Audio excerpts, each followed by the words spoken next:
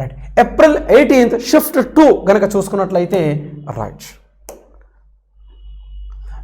అంతరిక్షంలో వెళ్ళినటువంటి తొలి చైనా మహిళ ఎవరు అంటున్నారు. మరి తొలి మహిళ ఎవరు అంటే ప్రపంచంలోకి వెళ్ళా తొలి మహిళ ఎవరు అని అడిగినట్లయితే ఎవరు? రైట్, వాలంటీనా తెరిస్కోవా. వాలంటీనా తెరిస్కోవా. ఈమె రైట్ 1963 16th జూన్ నాడు రైట్ వస్తోక్ 16 అనే నౌక ద్వారా అంతరిక్షంలో ప్రవేశించిన మొట్టమొదటి మహిళ వాలంటీనా తెరిస్కోవా. రైట్. ఈమె రష్యా దేశానికి చెందినటువంటి వస్తోక్ 16 ద్వారా ఈమె వెళ్ళడం జరిగిందండి. రష్యా మహిళ కాస్మోనాట్ వాలంటీనా తెరిస్కోవా. మరి ఇక్కడ చైనా మహిళ అని అడుగుతున్నాడండి. రైట్. ఈ మధ్య కాలంలోనే షింజోయు షింజోయు 9 అనే స్పేస్ ప్రోబ్ ద్వారా రైట్ ఈమెను లీ యాంగ్ను పంపించడం జరిగిందండి 2012లో మనకు. Right. Now move to next question sir. అంతరిక్షంలో అడుగుపెట్టిన తొలి మహిళ ఏది అంటే వాలంటీనా తెరిస్కోవా, ఫస్ట్ కాస్మోనెట్. తర్వాత ఇంకొక సెకండ్ మహిళను పంపించడానికి రైట్ 1883 జూన్ రోజు అమెరికా దేశానికి చెందినటువంటి నాసా సంస్థకి చెందినటువంటి రైట్ సాలీ రైడ్ అనే మహిళ ఛాలెంజర్ అనే నౌక ద్వారా పంపించబడినదండి. అంటే అంతరిక్షంలో పంపించినటువంటి సెకండ్ ఉమెన్ ఏది అంటే సాలీ రైడ్. మొట్టమొదటి మహిళ ఏదంటే వాలంటీనా తెరిస్కోవా. రైట్. నో మరి చైనా నుంచి వెళ్ళిన మొదటి మహిళ ఎవరంటే లియు యాంగ్. ఇక్కడ ఇలా అడుగుతారు, ఫస్ట్ కాస్మోనాట్ అన్న వాలంటీనా తెరిస్కోవా. మరి first women enter into space అంటే వాలంటీనా తెరిస్కోవా అని. మరి ఇప్పుడు అమెరికా దేశానికి చెందిన తొలి మహిళ అని అంటే సాలీ రైడ్ వస్తుంది. చైనాకు దేశానికి చెందినటువంటి తొలి మహిళ అంటే లియు యాంగ్ అని వస్తుంది. మరి భారతదేశానికి చెందినటువంటి తొలి మహిళ అంటే డాక్టర్ కల్పనా చావ్లా. ఓకేనా. కల్పనా చావ్లా గారు 2003 ఫిబ్రవరి 1 రోజు తిరుగు ప్రయాణంలో కొలంబియా నౌక ద్వారా తిరుగుస్తున్నప్పుడు మరణానికి గురైనట్లుగా మనము చదువుకొని ఉన్నామండి. రైట్. అంటే మన ఇండియాకి సంబంధించినట్లయితే కల్పనా చావ్లా. రైట్. నౌ మరి అదే మొట్టమొదటి మానవుడు అని అడిగినట్లయితే యూరీ గగారిన్. రైట్. మనకు రష్యా దేశానికి చెందినటువంటి. రెండవ హ్యూమన్ బీయింగ్ అని అడిగినట్లయితే అమెరికా దేశానికి చెందినటువంటి మనకు అలెన్ షెఫర్డ్. రైట్. మెర్క్యూరీ 3 ద్వారా పోయాడు వాడేమో రైట్. యూరీ గగారిన్ ఏమో వస్తోక్ 1 ద్వారా పోవడం జరిగింది 1961 12th ఏప్రిల్ రోజు. మరి అలెన్ షెఫర్డ్ ఏమో రైట్ మనకు 1961 5th మే రోజు second human being sent into the free space. అంటే రెండవ మానవుడు అలెన్ షెఫర్డ్ అమెరికా దేశం నుంచి పంపించడం జరిగిందని మనం మాట్లాడుకోవడం జరిగింది. Now move to next. April 18th రోజు జరిగినటువంటి షిఫ్ట్ 3లో వచ్చినటువంటి క్వశ్చన్స్ కనుక చూసుకున్నట్లయితే చూడండి. నౌ పోఖ్రాన్ అంటే మనకు పోఖ్రాన్ ఎక్కడుంది మనకి? ఇది రాజస్థాన్లోని థార్ ఎడారిలో ఉంది పోఖ్రాన్. మొదటి అణుపరీక్ష జరిగినటువంటి సంవత్సరం అని అడిగినాడు. మన ఇండియా ఇప్పటి వరకు 6 అణుపాటవ పరీక్షలను గావించింది. 6 అణుపాటవ పరీక్షలు 6 పరీక్షలను చేసిందండి. ఈ 6 పరీక్షలలో 6కి 6ని ఎక్కడ చేసింది? రాజస్థాన్లోని థార్ ఎడారిలో చేయడం జరిగింది. రాజస్థాన్ థార్ ఎడారిలోని పోఖ్రాన్ అనే ఏరియాలో చేశారండి. రైట్. నౌ పోఖ్రాన్ అనే ఏరియాలో చేయడం జరిగింది. 1974లో శ్రీమతి ఇందిరాగాంధీ ప్రభుత్వం ఆధ్వర్యంలో ఒక టెస్ట్. రైట్. 1974లో ఒక టెస్ట్. ఎప్పుడు? ఇక్కడ చూద్దాం మనం. అలానే ఇక్కడ 18th మే రోజు అండి. మళ్ళీ 18th మే 1974లో ఒక టెస్ట్. అలానే 1998లో రైట్ మనకు పివి నరసింహారావు అంతకుముందే దీనికి పర్మిషన్ ఇవ్వడం జరిగింది. అయితే ఇక్కడ వాజ్పేయి ప్రభుత్వం దీన్ని కండక్ట్ చేయడం జరిగింది. రైట్. ఇక్కడ 1998లో 11th మే రోజు 3 పరీక్షలు 3 టెస్ట్. మరి 13th మే రోజు రైట్ 2 పరీక్షలు మొత్తం ఎన్నాయి 1 ఇక్కడ ఒక టెస్ట్ 1 + 3 + 2 6 పాఠవ పరీక్షలు చేసుకున్నాం. 1974లో 1, 1998లో 5 పరీక్షలు చేసుకోవడం జరిగింది. మే 11th రోజు 3, మే 13th రోజు 2 పరీక్షలు. ఈ మొదటి పరీక్షను మనకు బుద్ధుడు నవ్వాడు స్మైలింగ్ బుద్ధ అనే పేరుతో చేయడం జరిగింది. మరి దీనిని ఆపరేషన్ శక్తి 98 అనే పేరుతో లేకుంటే బుద్ధుడు మళ్ళీ నవ్వాడు అనే మరొక పేరుతో దీన్ని కండక్ట్ చేయడం జరిగింది. బుద్ధుడు నవ్వాడు, బుద్ధుడు మళ్ళీ నవ్వాడు అనే పేరుతో దీన్ని కండక్ట్ చేశారు అని కూడా మనం చదువుకోవడం జరిగింది. అంటే ఇక్కడ పోఖ్రాన్లో మొదటి అణుపాటవ పరీక్ష ఏ సంవత్సరంలో జరిగింది అంటే ఎప్పుడండి 1974 ఈ విధంగానండి 1974 ఆ విధంగా. నా next move on to next question. ఎక్కడ చేస్తారు? రాజస్థాన్లోని థార్ డిజర్ట్లోని పోఖ్రాన్ అని. మరి పాకిస్తాన్ వాళ్ళు కూడా 6 టెస్టులు చేసుకొని ఉన్నారండి. అంటే అణుబాంబును తయారు చేసుకునే సామర్థ్యం ఉందా లేదా టెస్ట్ చేసుకోవడం అండి. Right now move on to next question sir. RRB NTPC 19th April 2016లో షిఫ్ట్ 3లో అడిగినటువంటి క్వశ్చన్స్ కనుక చూస్తున్నట్లయితే డాష్ ప్రపంచంలో తొలి మహిళా కాస్మోనాట్ అంటే అంతరిక్షంలోకి పంపించినటువంటి తొలి మహిళ అంటున్నాడు. ఎవరిని పంపించారు చూడండి. ఎప్పుడు 1963 16th జూన్ రోజు రష్యా దేశానికి చెందినటువంటి వస్తోక్ 16 ద్వారా ఫస్ట్ ఉమెన్ మొట్టమొదటి కాస్మోనాట్ మహిళ ఎవరండి? వాలంటీనా తెరిస్కోవా అని పంపించడం జరిగింది. అంటే ఎవరినండి? వాలంటీనా తెరిస్కోవా. రైట్. మరి సాలీ రైడ్ ఎప్పుడు? ఈమె అమెరికా దేశానికి చెందినటువంటి వ్యక్తి. ఎప్పుడు? 1983 18th జూన్ రోజు రైట్ మనకు ఛాలెంజర్ అనే నౌక ద్వారా పంపించబడినది ఈమె. Second women. రైట్. నౌ ఈ స్వెట్లానా సవిస్కాయ అన్నది మళ్ళీ మాట్లాడదామండి ఆమె గురించి మనము. Right. Now next question sir. చారిత్రక మార్స్ ఆర్బిటార్ అంటే మార్స్ ఆర్బిటార్ అనగా మార్స్ ఆర్బిటరీ మిషన్ మంగళయాన్ అని పేరు పెట్టుకున్నాం మనం. The mission name towards the అంటే మనకు అంగారక గ్రహం వైపు జరిపినటువంటి అంటే ప్రయోగానికి పేరు అంగారక గ్రహాన్ని మార్స్ అంటారు. Mars orbiter mission. మంగళయాన్ అనే పేరు కూడా దీనికి ఉంది. మంగళయాన్ అనే పేరు మార్స్ ఆర్బిటరీ మిషన్. రైట్. మరి అప్పుడు ఇది ఎప్పుడు పంపించారంటే 5th November 2013 2013. మరి ఆనాడు ఇస్రో చైర్మన్గా డాక్టర్ రాధాకృష్ణన్ ఇస్రో చైర్మన్ అండి. Doctor Radhakrishnan. Right. Doctor Radhakrishnan. Right. మరి ప్రాజెక్ట్ డైరెక్టర్గా డాక్టర్ వసంత్. రైట్. దీనికి 450 కోట్ల ఖర్చును చేయడం జరిగింది. పంపించినటువంటి vehicle polar satellite launching vehicle commercial flight C-25 25వ నంబర్. కమర్షియల్ ఫ్లైట్లో 25వది PSLV C-25. రైట్. మనకి ఇది 5th November రోజు పంపిస్తే 24th September రైట్ 2014లా right after passing of 70 crores of kilometer అంటే 70 కోట్ల కిలోమీటర్లు ప్రయాణించిన తర్వాత మనకు ఈ అంగారక కక్షలోకి అనగా ఇది భూమి నుంచి పంపించాం. ఇది అంగారకుడు రైట్.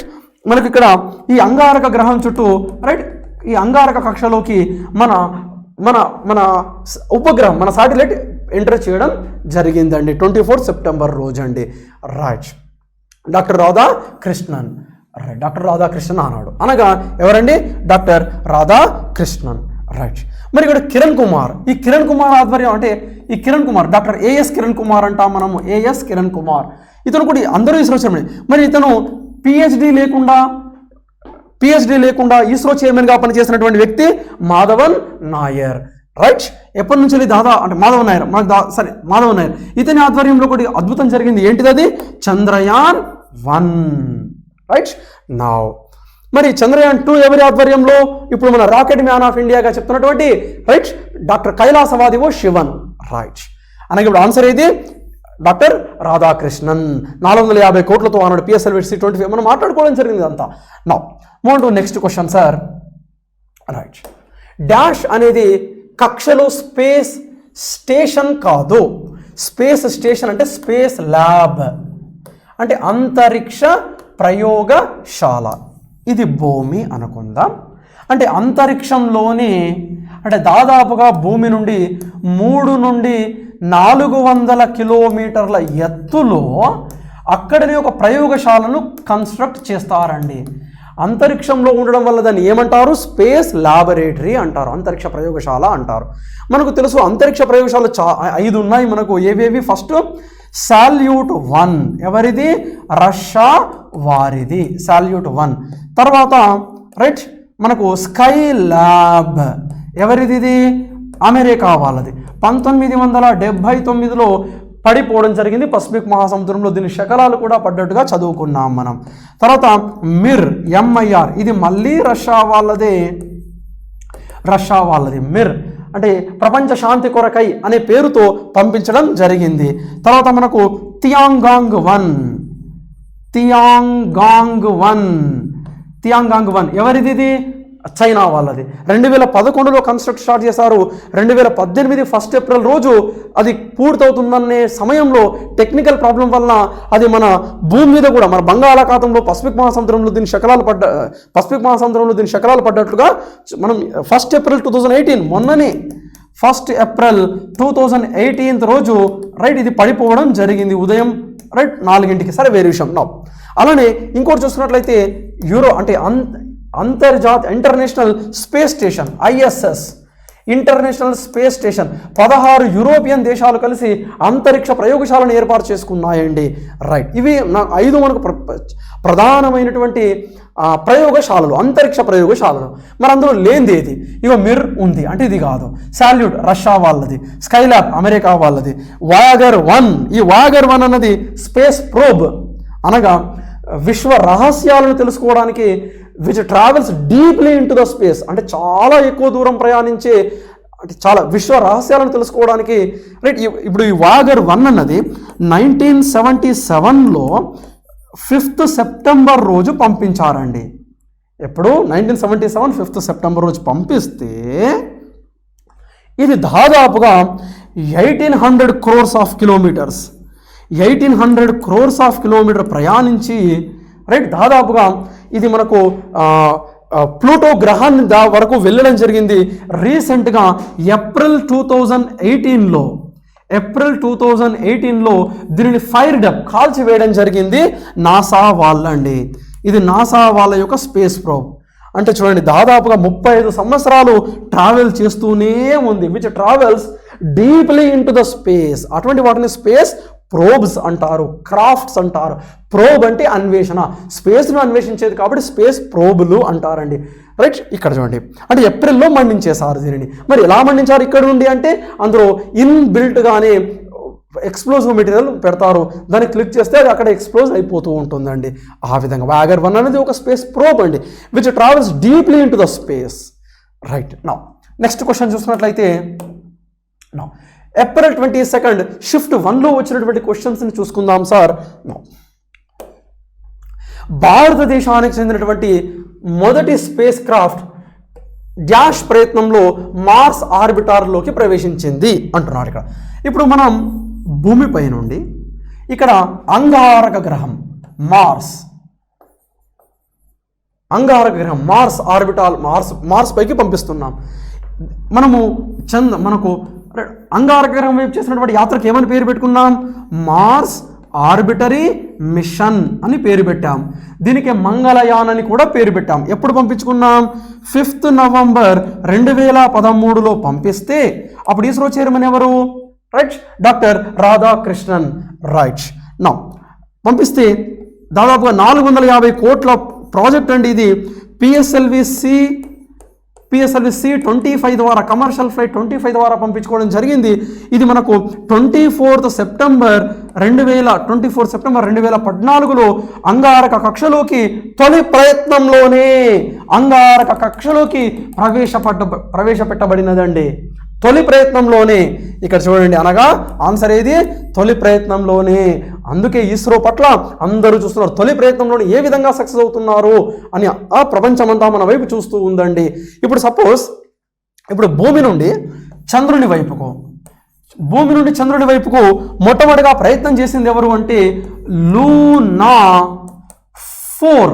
దీనిని స్పుత్నిక్ 26 అంటారండి.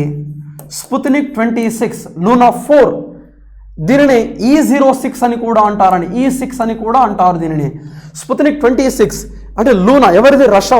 అంటే చంద్రుని వైపుకు దిగుదామని మొదట ప్రయత్నం చేసింది ఎవరు అంటే రష్యా వాళ్ళేనండి. ఎప్పుడు ఇది అంతా 1950 పీరియడ్లోనండి, దాదాపు 1960 పీరియడ్లోనండి లూనా 4 అన్నది.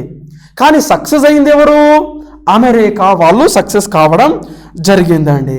సక్సెస్ అయింది అమెరికా వాళ్ళు. మరి అమెరికా వాళ్ళు మిషన్ పేరు ఏం పెట్టారు? అపోలో అనే పేరు పెట్టారు. మరి అపోలో 8 ఉంది, 9 ఉంది, 10 ఉంది, 11 అలా 18 దాకా ఉన్నాయి.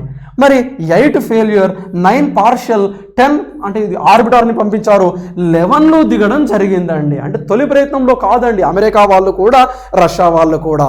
రైట్. మరి మనం అలా కాకుండా తొలి ప్రయత్నంలోనే అంగారక కక్షలోకి విజయవంతంగా మన ఆర్బిటార్ని, మన ఉపగ్రహాన్ని, మన శాటిలైట్ని పంపించుకోవడం జరిగింది తొలి ప్రయత్నంలో. అందుకని ఇస్రో యొక్క సామర్థ్యం చాలా ఎక్కువ అని ప్రపంచమంతా మన వైపు చూస్తూ ఉందండి. Right. Now move to next question sir. అంతరిక్షంలోకి ప్రవేశించిన తొలి భారతీయుడు. ఇప్పుడే మనం మాట్లాడుకున్నాం ఎవరండి? డాక్టర్ రాకేష్ శర్మ గారు అని మాట్లాడుకోవడం జరిగింది. నా నెక్స్ట్ 22 ఏప్రిల్ షిఫ్ట్ 2లో వచ్చినటువంటి క్వశ్చన్స్ కనుక చూసుకున్నట్లయితే సార్, నా చూడండి, దిగువ పేర్కొన్న వాటిలో ఏది భారతదేశపు మొదటి లూనార్ ప్రోబ్? లూనార్. ఇప్పుడు చూడండి, చంద్రగ్రహణాన్ని ఏమంటారు? లూనార్ ఎక్లిప్స్ అంటాం. చంద్రగ్రహణాన్ని లూనార్ ఎక్లిప్స్ అంటాం మనం. రైట్. మరి లూనా అనే పదం ఏ దేశ పదం? రష్యా దేశానికి చెందినటువంటి పదంగా మనం మాట్లాడుకోవడం జరిగింది. మరి లూనార్ ప్రోబ్ అంటే చంద్రుని వైపు చేసిన మనం 2 ప్రయోగాలు ఉన్నాయి. అందులో తొలిది ఏది అంటున్నాడు? భారతదేశపు మొదటి. మనం 2 ప్రయోగాలు చేసుకోవడం జరిగింది. అంటే ఇక్కడ the mission name towards the moon surface, చంద్రుని వైపు చేసిన ప్రయోగానికి ఒక్కొక్క దేశం ఒక్కొక్క పేరు పెట్టుకుంది. అమెరికా వాళ్ళు అపోలో, రష్యా వాళ్ళు లూనా, జపాన్ వాళ్ళు సెలీనా, చైనా వాళ్ళు చాంగ్ 1, 2, 3, 4, 5, యూరోపియన్ స్పేస్ ఏజెన్సీ వాళ్ళు స్మార్ట్. అలానే మన ఇండియా వాళ్ళు చంద్రయాన్ 1, చంద్రయాన్ 2. చంద్రయాన్ 1 మొదటిది, చంద్రయాన్ 2 రీసెంట్గా పంపించుకుంది. చంద్రయాన్ 1 ఎప్పుడు పంపించుకున్నాం మనము? 22 అక్టోబర్ 2008 రోజు. రైట్. 2008, 2 సంవత్సరాల లైఫ్ టైంతో దీన్ని పంపించారు. కానీ after working of 3-2 days it is failure కావడం జరిగింది. 28 ఆగస్ట్ 2009 వరకు వర్క్ చేసి వర్క్ని అప్పటికే 70,000 ఫోటోలు పంపించింది. 60% పని కంప్లీట్ చేయడం జరిగింది. అప్పుడు ఇస్రో చైర్మన్ ఎవరండి? డాక్టరేట్ అంటే మాధవన్ నాయర్. పిహెచ్డి లేకుండా ఇస్రో చైర్మన్గా పనిచేసినటువంటి ఏకైక వ్యక్తి మాధవన్ నాయర్. అతని ఆధ్వర్యంలో జరిగింది. 386 కోట్ల ప్రోగ్రామ్తో, డబ్బులతో పిఎస్ఎల్వి C11 అనే నౌక ద్వారా polar satellite launching vehicle commercial flight 11 అని మాట్లాడుకోవడం జరిగింది. అంటే చంద్రయాన్ 1 అంటే లూనార్ అడిగాడు కాబట్టి చంద్రయాన్ 1. నౌ అలానే next move on to next question చూసుకున్నట్లయితే చూడండి, క్రింది వాటిలో పేర్కొన్నట్లు ఏది భారతదేశపు అతిపెద్ద పరమాణు న్యూక్లియర్ పవర్ ప్లాంట్ అంటున్నాడు? అతిపెద్ద న్యూక్లియర్ పవర్ ప్లాంట్ ఏది అంటున్నాడండి? అతిపెద్ద న్యూక్లియర్ పవర్ ప్లాంట్ ఏది అంటున్నాడు? ఇక్కడ చూద్దాం. అతిపెద్ద న్యూక్లియర్ పవర్ ప్లాంట్ ఏది అంటున్నాడు? ఫస్ట్ మన ఇండియాలో పెద్దది ఏది అంటే ఫస్ట్ కుడంకులం. ఎక్కడుంది మనకి ఇది? కుడంకులం తమిళనాడు. రైట్. కుడంకులం తమిళనాడులో ఉంది న్యూక్లియర్ పవర్ ప్లాంట్. తర్వాత తారాపూర్ అణు విద్యుత్ కేంద్రం ఎక్కడుంది? మహారాష్ట్రలో ఉంది. Next Rajasthan nuclear power plant రాజస్థాన్లో ఉందండి. తర్వాత చూసుకున్నట్లయితే రైట్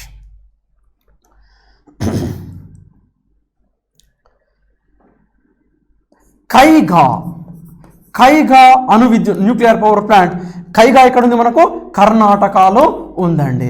అలానే చూస్తున్నట్లయితే దెన్ రైట్ ఇక్కడ కాక్రాపూర్, నాట్ కారగపూర్, కాక్రాపూర్ ఎక్కడనండి గుజరాత్.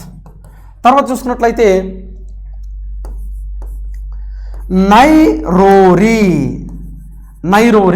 రైట్. అలానే చూసుకున్నట్లయితే ఇంకా రైట్ ఇవి సరిపోతాయండి. మనకు ఫస్ట్ టాప్ 6 మాట్లాడుకుందాం. ఇక్కడ కుడంకులంది చూసినట్లయితే 2000 మెగావాట్స్ విద్యుత్ ఉత్పత్తి సామర్థ్యంతో, తారాపూర్ చూసినట్లయితే 1400 మెగావాట్ ఉత్పత్తి సామర్థ్యంతో, రాజస్థాన్ చూసినట్లయితే 1180 మెగావాట్స్ ఉత్పత్తి సామర్థ్యం, కైగా దాదాపుగా 880 మెగావాట్ ఉత్పత్తి సామర్థ్యం, కాక్రాపూర్ 700 మెగావాట్స్ ఉత్పత్తి సామర్థ్యం. దెన్ మన నైరోరి చూసినట్లయితే 540 మెగావాట్స్ విద్యుత్ ఉత్పత్తి సామర్థ్యాలండి. ఈ విధంగా రైట్. ఇక్కడ చూస్తే ఇక్కడ అంటే మన ఇండియాలో ఉన్నటువంటి వివిధ అణు రియాక్టర్లు వారి యొక్క అంటే కొన్ని టాప్ 6 మనం రాసుకోవడం జరిగింది. అయితే క్వశ్చన్ ఇక్కడ ఎలా తయారు చేస్తాడో చూడండి. మరి కుడంకులం అన్నది మన పూర్తి స్వదేశీ పరిజ్ఞానంతో ఏర్పాటు చేసుకున్నది కాదండి.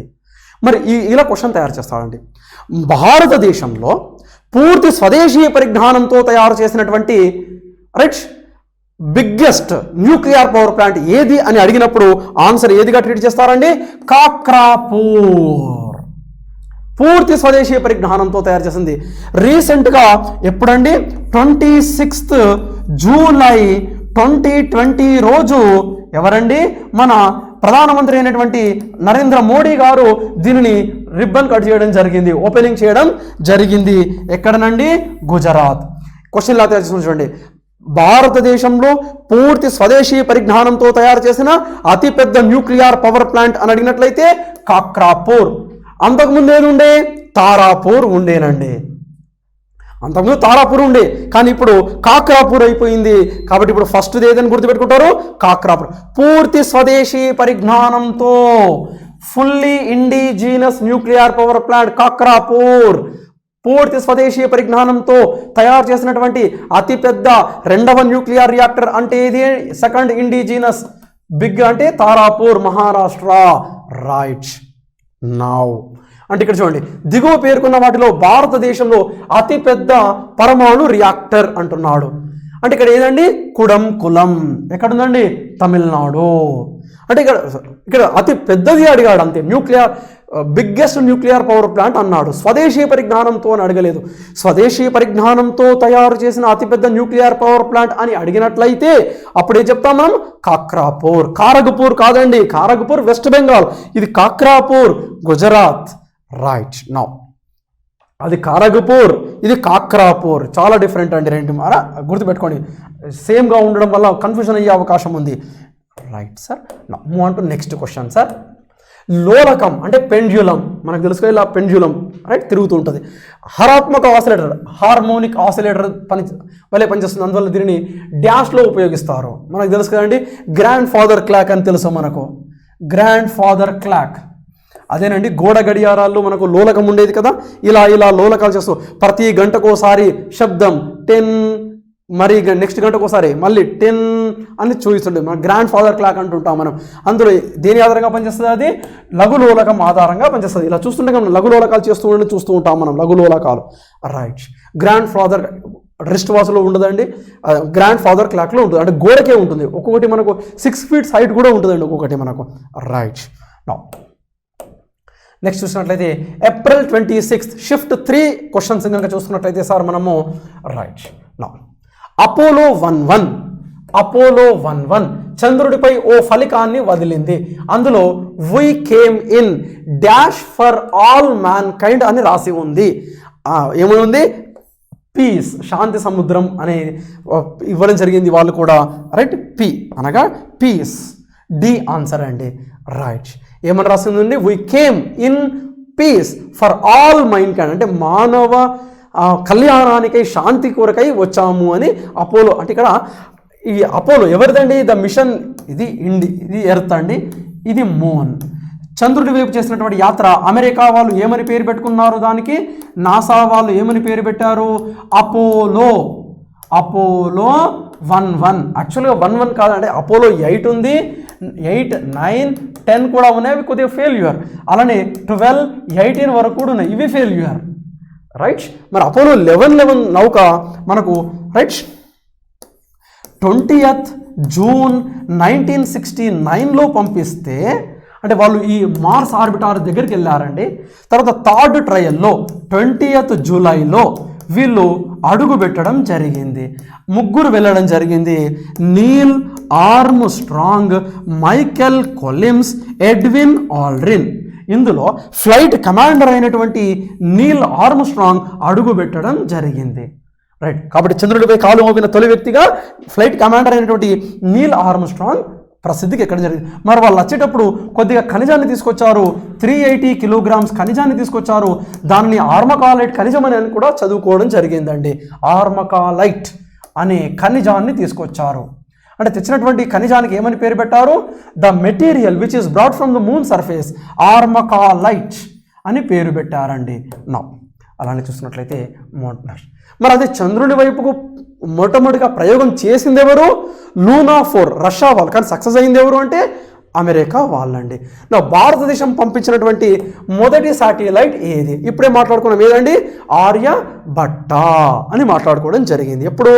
19th ఏప్రిల్ 1975లో రష్యా దేశం నుంచి బైకనూరు రాకెట్ లాంచింగ్ స్టేషన్ నుంచి ఆర్యభట్ట అనే శాటిలైట్లు పంపించుకోవడం జరిగిందండి. భారతదేశ స్వదేశీ పరిజ్ఞానంతో తయారు చేసిన తొలి కృత్రిమ ఉపగ్రహం ఆర్యభట్ట. రైట్. మరి ఫస్ట్ కమ్యూనికేషన్ శాటిలైట్ ఏది? First communication satellite మనకేది?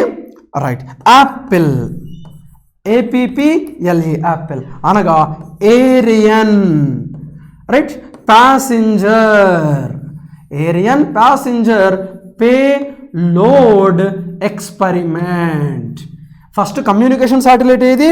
Apple, Ariane passenger payload experiment. ఈ యాపిల్ని మనం ఎప్పుడు పంపించుకున్నాం? రైట్, 19th జూన్ 1989లో పంపించుకోవడం జరిగిందండి యాపిల్. రైట్. సార్ 1981 అండి, సారీ ఇక్కడ 1981. రైట్. ఇది 19th జూన్, అది 19th ఏప్రిల్. ఇది 1975 రష్యా, ఇదేమో ఫ్రెంచ్ గయానా నుంచి పంపించుకోవడం జరిగింది, మాట్లాడుకోవడం జరిగింది. First communication satellite Apple. Now మరి మన ఇండియన్ లాంచ్ వెహికల్ ద్వారా పంపించింది ఏది? రోహిణిని ఫస్ట్ లాంచ్ వెహికల్ ద్వారా పంపించింది. రైట్. భాస్కర 1 అనేది ఫస్ట్ రిమోట్ సెన్సింగ్ శాటిలైట్ అని మాట్లాడుకోవడం జరిగింది. రైట్. ఫస్ట్ ఇది remote sensing satellite Bhaskara 1. First indigenous remote sensing satellite IRS-1 అని మనం మాట్లాడుకోవడం జరిగింది సార్. నౌ నెక్స్ట్ చూసినట్లయితే ఇండియన్ స్పేస్ రీసెర్చ్ ఆర్గనైజేషన్ ఎక్కడ ఉంది అనగా యాక్చువల్గా దీని పేరు ఇండియన్ స్పేస్ రీసెర్చ్ సెంటర్ అండి, ఆర్గనైజేషన్ కాదండి, ఇది ఇస్రో. ఇక్కడ ISRO Indian space research organisation, agency కాదండి, ఇక్కడ ఇది ఏజెన్సీ అని రాంగ్ వచ్చింది, రీసెర్చ్ ఆర్గనైజేషన్. రైట్. ఈ ఇండియన్ స్పేస్ రీసెర్చ్ ఆర్గనైజేషన్ ఎక్కడ ఉంది? మనకు బెంగళూరులో. ఎప్పుడు ఏర్పాటు చేశారు? 15th August 1969. First ISRO chairman ఎవరు? డాక్టర్ విక్రమంబాల సారాభాయ్. 31st డిసెంబర్ దాకా పనిచేసి రైట్ 71 దాకా పనిచేయడం జరిగింది. First ISRO chairman doctor విక్రమంబాల Sarabhai. ఇతని ఆధ్వర్యంలోనే రైట్ మనకు ఫస్ట్ రాకెట్ లాంచింగ్ స్టేషన్ ఇక్కడ తుంబా సౌండింగ్ రాకెట్ లాంచింగ్ స్టేషన్ 1963 నవంబర్లో ఏర్పాటు చేసుకోవడం జరిగింది. ఫస్ట్ రాకెట్ లాంచింగ్ స్టేషన్ ఏదండి మన ఇండియాలో? Rocket launching station Thumba rocket launching station ఎక్కడుంది? త్రివేంద్రానికి దగ్గరలో ఉన్నటువంటి తుంబా విలేజ్, కేరళలోని తుంబా విలేజ్లో ఉంది కాబట్టి Thumba sounding rocket launching station. తర్వాత మళ్ళీ 9th అక్టోబర్ 1971లో right second rocket launching station in India ఎక్కడ ఏర్పాటు చేసుకోవడం జరిగింది? మన సుల్లూరుపేట్, నెల్లూరు డిస్టిక్, ఆంధ్రప్రదేశ్ దాని పేరు SHAR, Sriharikota high altitude and ranging అని పేరు పెట్టుకోవడం జరిగింది. దీనికి ఇంకొక పేరు కూడా మార్చడం జరిగింది, సతీష్ ధావన్ స్పేస్ సెంటర్. ఎందుకు? అత్యధిక కాలం ఇస్రో చైర్మన్గా పనిచేసినటువంటి వ్యక్తి ప్రొఫెసర్ సతీష్ ధావన్ 1972 నుండి 1984 దాకా పనిచేశారు. దాదాపుగా 12 సంవత్సరాలు ఇస్రో చైర్మన్గా పనిచేసినటువంటి వ్యక్తి డాక్టర్ ప్రొఫెసర్ సతీష్ ధావన్. కాబట్టి అతని అందించినటువంటి సేవలకు అనుగుణంగా రైట్ మనకు సతీష్ ధావన్ స్పేస్ సెంటర్ అని పేరు పెట్టడం జరిగింది శ్రీహరికోట హై ఆల్టిట్యూడ్ అండ్ రేంజ్కి. అంటే ఎక్కడ ఏర్పాటు చేశారు? మనకు ఇస్రో భవన్ ఎక్కడ ఉందండి? బెంగళూరు. ఇస్రో యొక్క భవన్ పేరేంది? అంతరిక్ష్ భవన్. రైట్. నౌ ఇస్రోకి అనేక అనుబంధ సంస్థలు, 19 అనుబంధ సంస్థలు దేశం మొత్తం మీద మనం మాట్లాడుకోవడం జరిగింది వీటి గురించి. రైట్. నెక్స్ట్ 27th షిఫ్ట్ 1 కనుక చూసుకున్నట్లయితే సార్ మనము నో అంతరిక్షంలో వివాహం చేసుకున్న మొట్టమొదటి వ్యక్తి రైట్ మాట్లాడుకోవడం జరిగింది. మనకు దీనికి సంబంధించిన పూర్తి సమాచారము రైట్ ఇక్కడ చూడండి. ఎవరు? Yuri right Malenchenko. ఇతను ఇంటర్నేషనల్ స్పేస్ స్టేషన్ అంతరిక్ష ప్రయోగశాలలో ఉన్నాడండి. అంటే 16 యూరోపియన్ దేశాలు కలిసి ఏర్పరచుకున్నటువంటి ఆ అంతరిక్ష ప్రయోగశాలలో రీసెర్చ్ చేస్తున్నాడు ఇతను. ఎవరు? యూరి మాలెన్చెంకో అనే వ్యక్తి. రైట్. ఇప్పుడు ఇతని యొక్క లవర్ ఇతని యొక్క మైనపు విగ్రహాన్ని, ఒక స్టాచ్యూని పెట్టుకొని ఆమె పెళ్లి చేసుకోవడం జరిగిందండి. రైట్. ఆమె పెళ్లి చేసుకోవడం జరిగిందండి. రైట్. అంటే ఇతను మైన విగ్రహం మాలెన్చెంకో యొక్క విగ్రహాన్ని, ఇప్పుడు ఈమె పేరేంటంటే డిమెట్రీ అనే పేరండి. డిమెట్రీవ్. ఈమె అంటే అతని యొక్క లవర్ పెళ్లి చేసుకోవడం జరిగింది యూరి మాలెన్చెంకో అని. రైట్ మనకు ఈ విధంగా చరిత్రలోకి ఎక్కడం జరిగిందండి. అతను అక్కడ ఉన్నాడు, ఇక్కడ మైనపి విగ్రహానికి ఉంగరం తొడిగిందండి ఆమె. Right. Let them now Russia కేంద్రంగా పనిచేసే స్పేస్ రీసెర్చ్ సెంటర్ ద్వారా చేయబడే పర్యావరణ క్లీన్ రాకెట్. ఇప్పుడు సాధారణంగా ఇప్పుడు ఒక రాకెట్లో ఇప్పుడు ఇది రాకెట్ యొక్క షేప్. ఇక్కడ మనం ఇంధనాన్ని దింపుతామండి. ఇక్కడ గదుల వారీగా ఇంధనం ఉంటుంది. ఒకవేళ ఎస్ఎల్వి అయితే 4 స్టేజెస్ సాలిడ్ ఉంటుంది, అన్నిటిలో సాలిడ్ ఇంధనం. ఒకవేళ ఏఎస్ఎల్వి అయితే 5 స్టేజెస్ ఉంటుంది.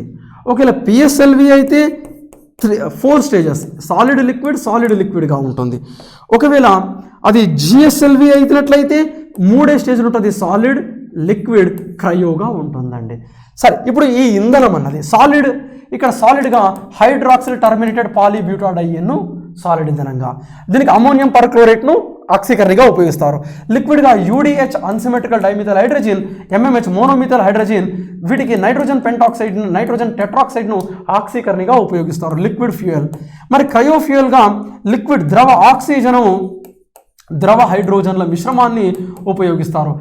ఆల్రెడీ ఆక్సిజన్ ఉంది కాబట్టి ప్రత్యేకంగా ఆక్సీకరణని కలపాల్సిన అవసరం దీనికి లేదు. రైట్.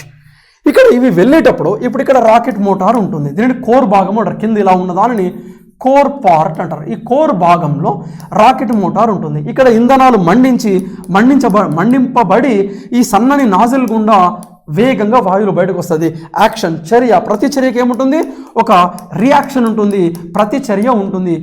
దాన్ని ఆధారం చేసుకునే రాకెట్ పరావలయ మార్గంలో, నాట్ లీనియర్, రుజు మార్గంలో కాదు, ఏ మార్గంలో వెళ్తుంది?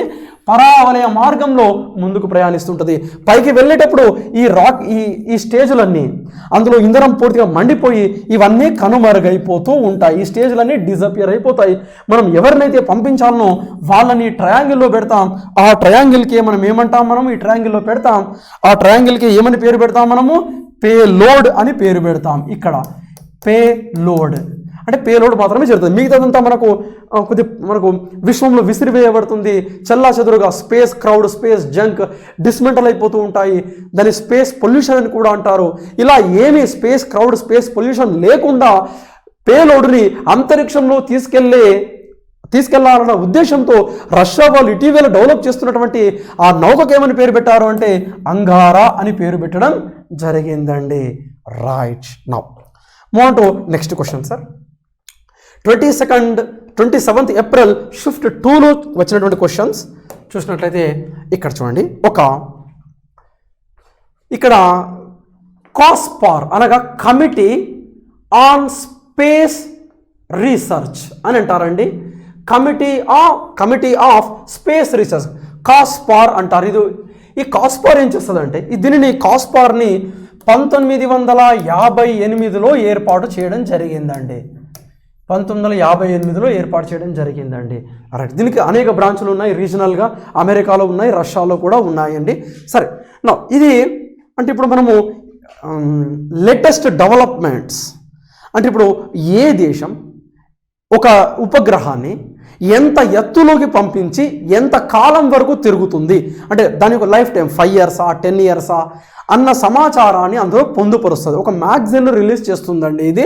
దానిని అడ్వాన్స్ ఇన్ స్పేస్ రీసెర్చ్ అనే పేరుతో రైట్ ఒక మ్యాగజైన్ రిలీజ్ చేస్తుంది. అంటే ఇప్పుడు మనము చంద్రయాన్ 2ని పంపించుకున్నాం. ఇమీడియట్గా ఈ కాస్పార్, కమిటీ ఆఫ్ స్పేస్ రీసెర్చ్ అనే సంస్థ అంటే అన్ని దేశాలకు చెందినటువంటి స్పేస్ స్టడీలకు సంబంధించినటువంటి సమాచారాన్ని అంతా ఒక మ్యాగజైన్ రూపంలో రిలీజ్ చేస్తూ ఉంటుందండి. అడ్వాన్స్ ఇన్ స్పేస్ రీసెర్చ్ అనే పేరుతో. మ్యాగజైన్ యొక్క పేరండి ఇది, మ్యాగజైన్. రైట్, మ్యాగజైన్ రిలీజ్ చేస్తుందండి ఇది. అంటే లేటెస్ట్ డెవలప్మెంట్స్. ఇప్పుడు మనము చంద్రయాన్ 2ని పంపించుకున్నాం, చంద్రయాన్ 1 పంపించుకున్నాం.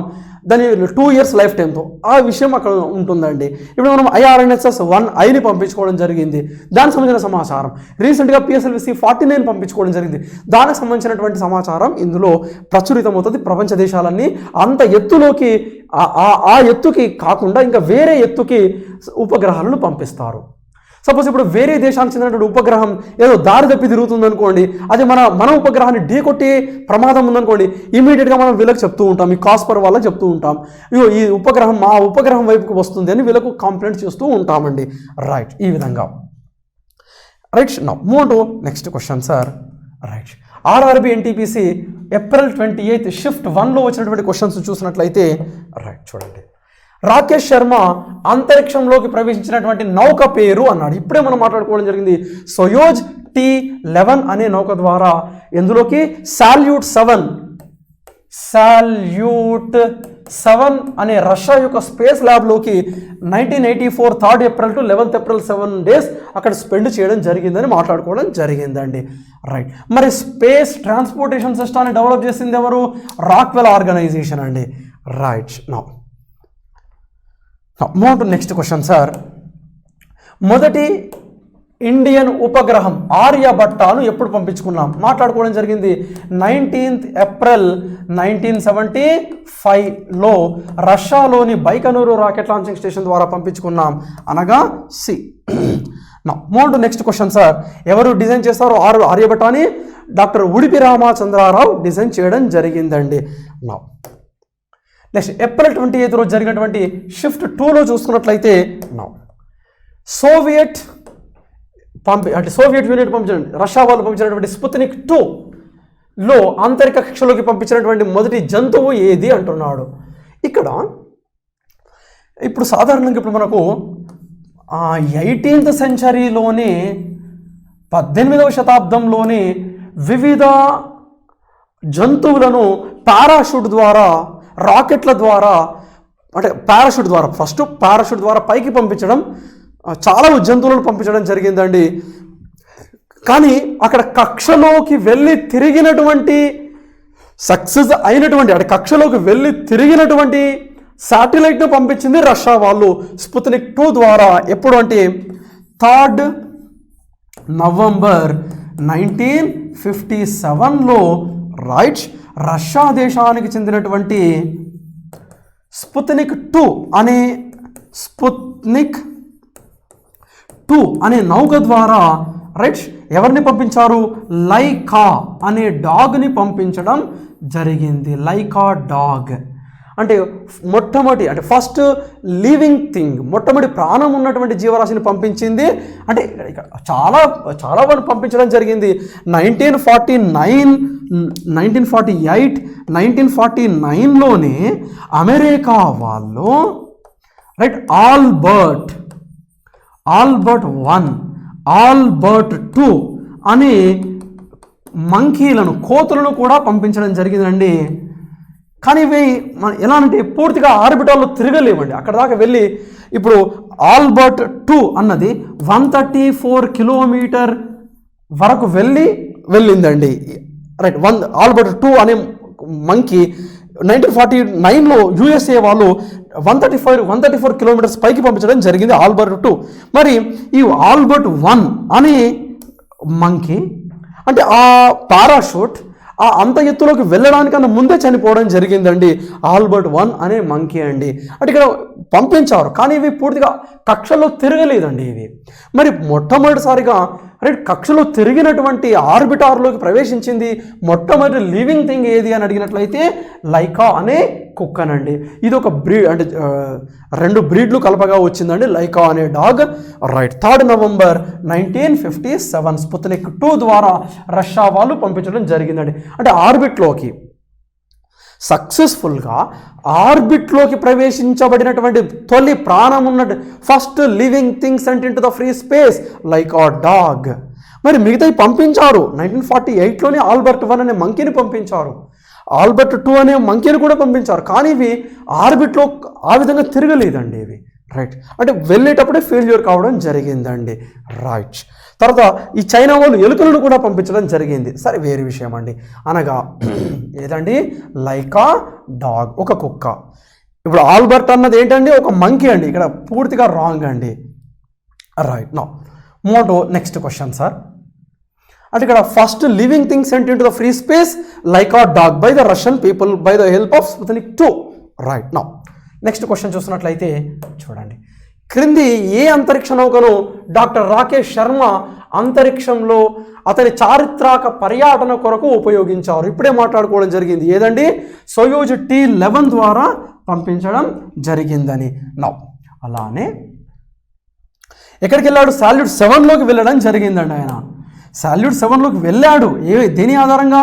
సోయూజ్ T-11 ఆధారంగా సాల్యూట్ 7 అనే స్పేస్ ల్యాబ్ అంతరిక్ష ప్రయోగశాలలోకి వెళ్ళడం జరిగిందండి ఆయన. Now move to next question sir. Right. April 28 shift 3 questions కనుక చూసుకున్నట్లయితే సార్, నౌ ఇండియాలో స్పేస్ అప్లికేషన్ సెంటర్ ఎక్కడుంది? మనకు అహ్మదాబాద్లో ఉంది. గుజరాత్, అహ్మదాబాద్ అనగా ఇదండి B is the right answer. Right. అనగా ఇది ఇస్రో యొక్క అనుబంధ సంస్థనండి. ఇస్రో యొక్క అనుబంధ సంస్థ స్పేస్ అప్లికేషన్ సెంటర్ అన్నది. అరే అంటే ఇప్పుడు ఒక శాటిలైట్ యొక్క ఉపయోగాలు ఏ రంగాలలో ఏ విధాలుగా ఉపయోగించుకోవచ్చో అందరికీ వివరించడానికి ఏర్పాటు చేసినటువంటి ఇస్రో యొక్క అనుబంధ సంస్థనండి ఇది. అంటే ఇప్పుడు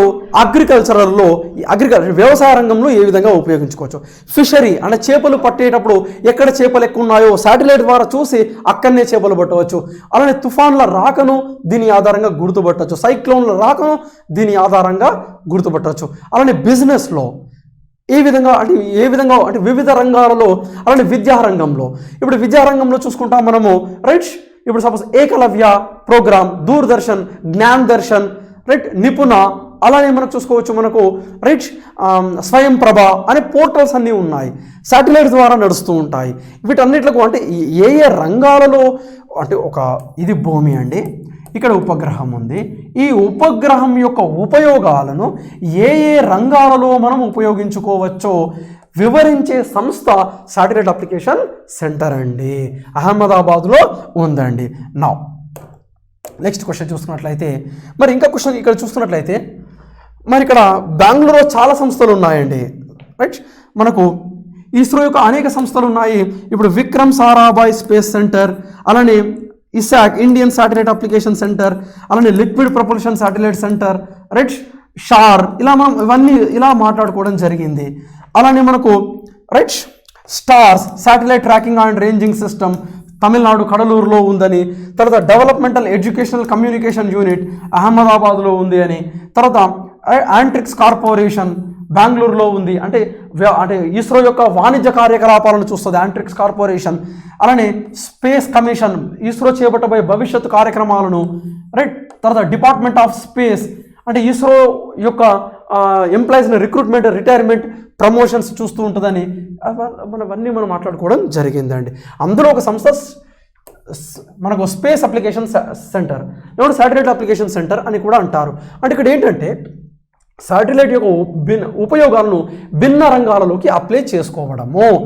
నా నెక్స్ట్ క్వశ్చన్ చూస్తున్నట్లయితే ప్రపంచపు మొదటి కృత్రిమ ఉపగ్రహము బీచ్ బాల్ సైజులో ఉన్నటువంటి 83.6 కిలో ప్రయోగాన్ని ప్రయోగించింది. ఎవరండి?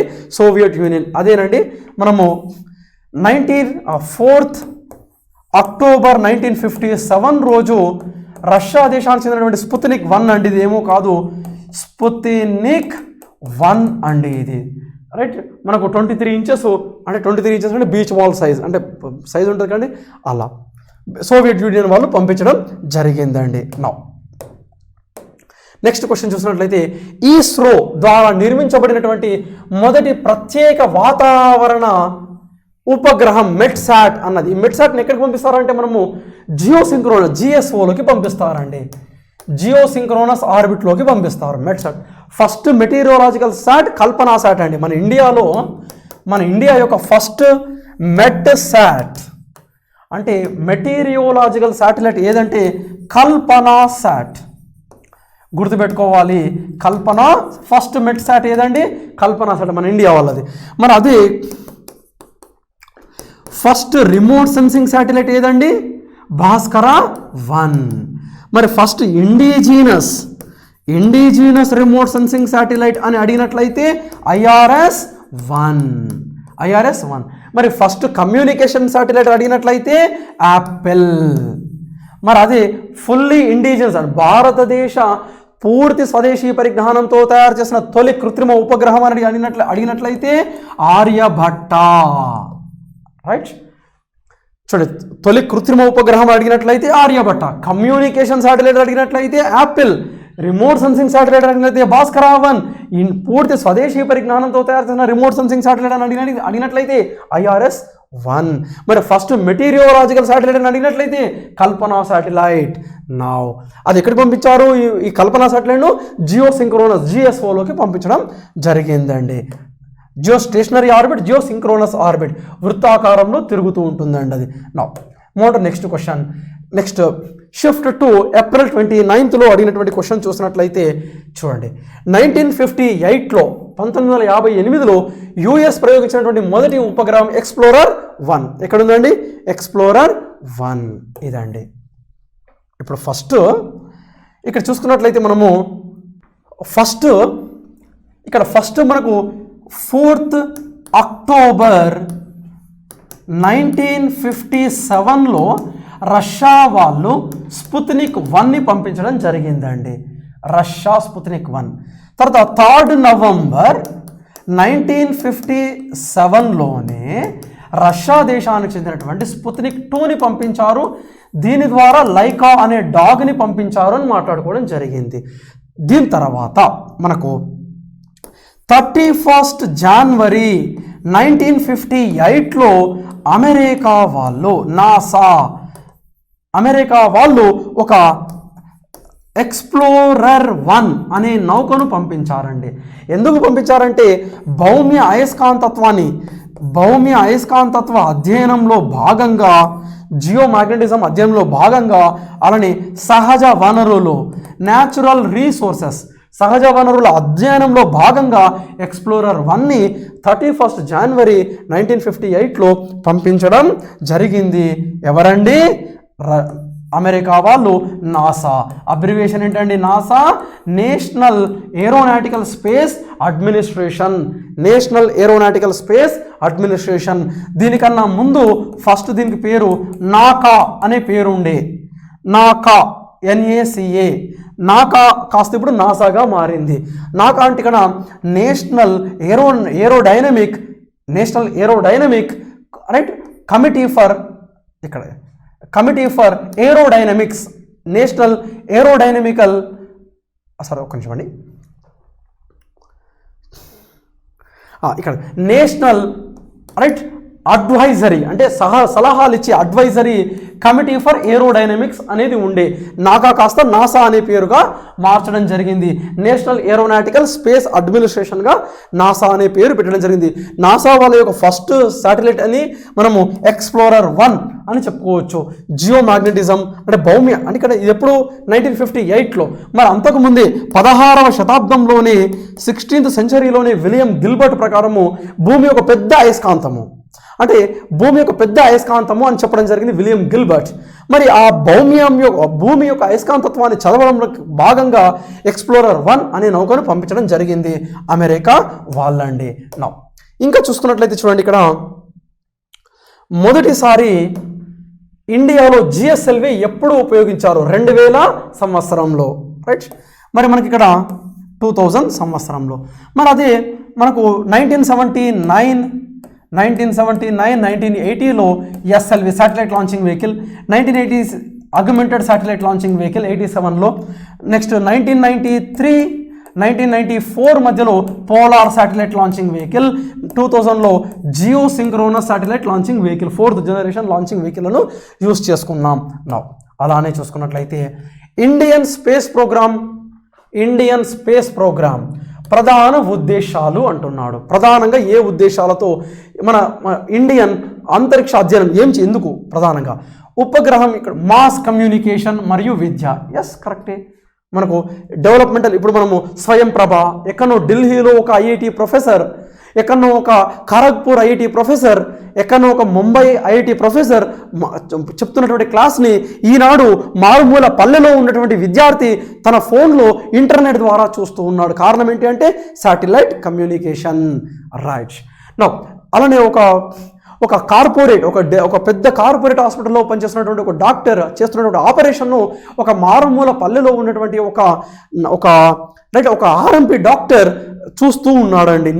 కొంతమంది నేర్చుకోవడానికి ఇంట్రెస్ట్ ఉన్నటువంటి వాళ్ళు నేర్చుకోవడం, రిమోట్స్. అలానే సహజ వనరుల సర్వే కరెక్టేనండి, రైట్. అలానే టెక్నాలజీ, పర్యావరణ పరీక్ష, ఎన్విరాన్మెంట్, అలానే మెటీరియాలజికల్ పనులు చేయడం కరెక్టే. దేశీయ ఉపగ్రహాలు మరియు రైట్ వాహనాల అభివృద్ధి చేయడం కరెక్ట్. అంటే 3 సరి అయినవే. అంటే ఆన్సర్ ఏదండి? చూడండి, 3 సరైనవి కనబడుతుంది మనకు. అనగా ఆన్సర్ ఏదండి? 1, 2, 3 అనగా ఆన్సర్ ఏదండి? డి అని అర్థమవుతుంది. పైవన్నీ సరైనవే, 1, 2, 3 అని అర్థమవుతున్నది. పైవన్నీ సరైనవే. మూడు next question sir, right. RRB NTPC 2016 April 30th shift 2 కనుక షిఫ్ట్ 1 కనుక చూసుకున్నట్లయితే, రైట్ చూడండి, రైట్. అంతరిక్షంలో ప్రయాణించిన మొదటి కోతి అంటున్నాడు. ఇప్పుడే మనం మాట్లాడుకోవడం జరిగింది 1948లో అమెరికా దేశము రైట్ ఆల్బర్ట్ 1 అనే కోతిని పంపించడం జరిగింది. కానీ అది తన యొక్క గరిష్ట ఎత్తును పైకి వెళ్ళడానికన్నా ముందే చనిపోవడం జరిగింది ఆల్బర్ట్ 1. తర్వాత 1949లో ఆల్బర్ట్ 2 అనే కోతిని పంపించడం జరిగిందండి. ఆల్బర్ట్ 2 అనే కోతి 1949లో V2 అనే రాకెట్ ద్వారా పంపించడం జరిగిందండి. అది జపాన్కి చెందినటువంటి రాకెట్ అండి. అమెరికా వాళ్ళు యూజ్ చేసుకోవడం జరిగింది V2 అనే రాకెట్, రైట్. నౌ ఇక్కడ ఇది ఆల్బర్ట్ 2 అన్నది 134 కిలోమీటర్స్ పైకి వెళ్ళిన తర్వాత అంటే గరిష్ట ఎత్తును చేరిన తర్వాత చనిపోవడం జరిగింది. సరే, అంటే ఇక్కడ ఏదండి ఫస్ట్ ఆల్బర్ట్ 1 అనే కోతిని పంపించడం జరిగింది, రైట్. నాట్ రాబర్ట్ అండి, ఆల్బర్ట్. నా టోనీ కాదండి, జానీ కాదండి, రైట్. Let them. నా చాలామంది ఇప్పటికీ 30 కోతులను పంపించారు, రైట్. నా ఏప్రిల్ 30th షిఫ్ట్ 2 కనుక చూసుకున్నట్లయితే, నా మొదట ప్రైవేట్గా నిధులు అందించబడినటువంటి స్పేస్ క్రాఫ్ట్ మనకు SS1 అనే సంస్థనండి. SS1 యాక్చువల్ దాన్ని అలా చూపిస్తారండి. SS1 అంటే ప్రైవేట్గా, అంటే కొంతమంది డబ్బులున్న వాళ్ళు అలా అంతరిక్షంలో వివరించి వద్దామని చూస్తున్నారు. దాన్ని స్పేస్ షిప్ 1 అమెరికా యొక్క సంస్థ, ప్రైవేట్ సంస్థ అనేది మెయింటైన్ చేస్తూ ఉందండి, స్పేస్ షిప్ 1, రైట్. అలానే నెక్స్ట్ క్వశ్చన్ చూసినట్లయితే, రైట్, DRDO డెవలప్ చేసినటువంటి రుస్తుం 2 అన్నది, అంటే అది ఒక రుస్తుం 2 అనేది మానవ రహిత యుద్ధ విమానం అని చెప్పుకోవచ్చు దాదాపుగా. అంటే ఇక్కడ మానవ రహిత ఎయిర్ వెహికల్ అండి, వార్ వెహికల్. ఇది రుస్తుం 2 చూసుకున్నాం మనం ఈ మధ్యకాలంలో, రైట్. రోస్తోమ్ 2 మనకు పింక్ కలర్లో ఉంది, మనకు చిన్నగా విమానం లాగా ఉంటుంది, అంటే శత్రు స్థావరాల్లో కూడా వెళ్ళేసి వస్తూ ఉంటుందండి ఇది. రైట్, కొన్ని అంటే తనకు తాను డెసిషన్స్ తీసుకొని వారు కూడా చేస్తూ ఉంటుందండి. రైట్, డ్రోన్ లాగానే విమానం షేప్లో. రైట్, ఆ విధంగా.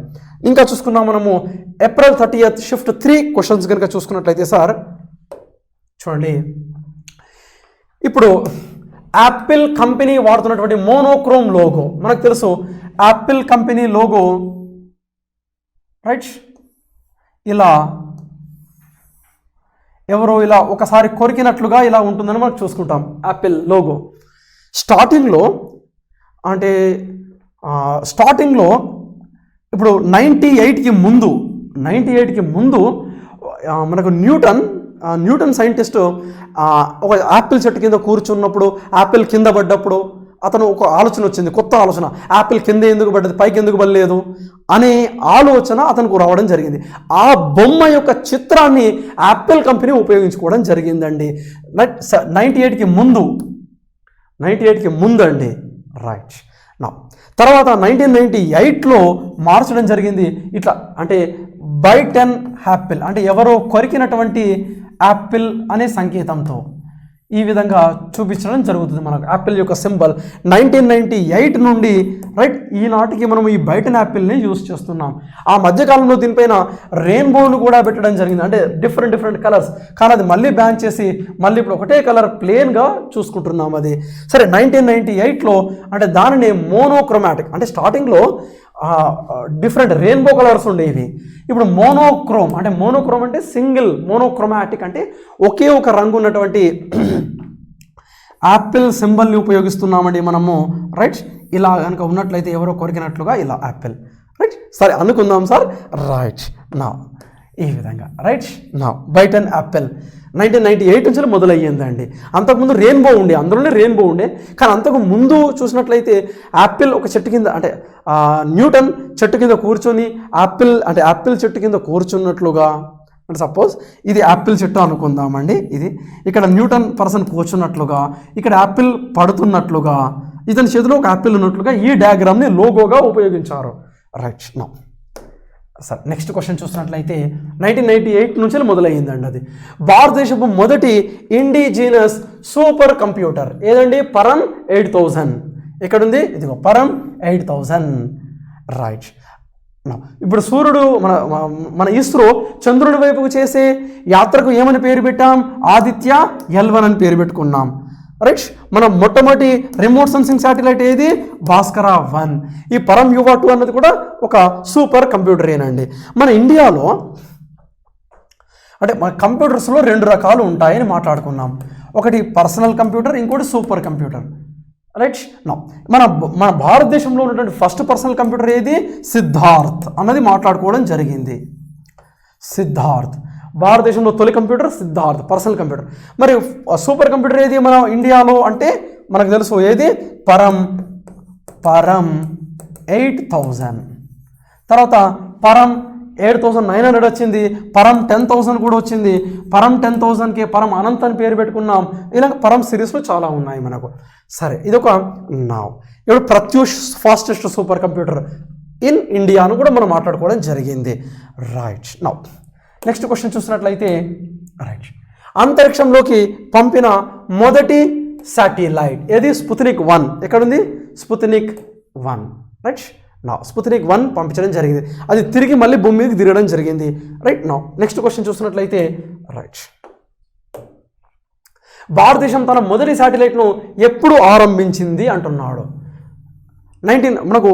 మన భారతదేశము 1975 19th ఏప్రిల్ రోజు 1975 ఏప్రిల్ రోజు రైట్ ఆర్యభట్ట అనేది పంపించడంతో మనకు అంతరిక్ష అధ్యయనం మొదలైంది. అంటే 1975 తన శాటిలైట్ని ఎక్కడి నుంచి పంపించారు? ఆర్యభట్ట అనే పేరు 19th ఏప్రిల్ 1975 రైట్ రోజు రైట్ రష్యాలోని బైకనూరు రాకెట్ లాంచింగ్ స్టేషన్ నుంచి పంపించడం జరిగినట్లుగా మనం మాట్లాడుకోవడం జరిగిందండి. నెక్స్ట్ క్వశ్చన్ చూసినట్లయితే హబుల్ టెలిస్కోప్. హబుల్ అన్నది ఇది నాసా వాళ్ళ యొక్క టెలిస్కోప్ అండి. 1990లో పంపించారు. ఈనాటికి బాగా పనిచేస్తూ ఉంది Hubble telescope. Right, Hubble telescope అంటే విశ్వ రహస్యాల అధ్యయనంలో భూమిని నిరంతరం పరిశీలిస్తూ ఉంటుంది. ఇప్పుడు దీన్ని రిప్లేస్మెంట్ చేయడానికి కొత్త టెలిస్కోప్ని పంపిద్దామని చూస్తూ ఉన్నారు వాళ్ళు. సరే 1919లో పంపించారు హబుల్ టెలిస్కోప్. ఒక ప్రఖ్యాతి శాస్త్రవేత్త పేరు పెట్టడం జరిగింది హబుల్. రైట్, ఆ విధంగా మనకు రైట్ నెక్స్ట్ ఈ విధంగా మనం క్వశ్చన్స్ చూస్తూ ఉన్నామండి. రైట్, ఇంకా కొన్ని క్వశ్చన్స్ కూడా ఉన్నాయండి, దీనికి సంబంధించి మనం మాట్లాడుతూ ఉంటాం. ఇవి మనకు ఆర్ఆర్బి ఎన్టీపీసీలో వచ్చినటువంటి 2016 ఏప్రిల్ మంత్లో జరిగినటువంటి ప్రీవియస్ జరిగినటువంటి క్వశ్చన్ పేపర్లో వచ్చినటువంటి సైన్స్ అండ్ టెక్నాలజీ సంబంధించినటువంటి previous questions. Thank you very much. All the best.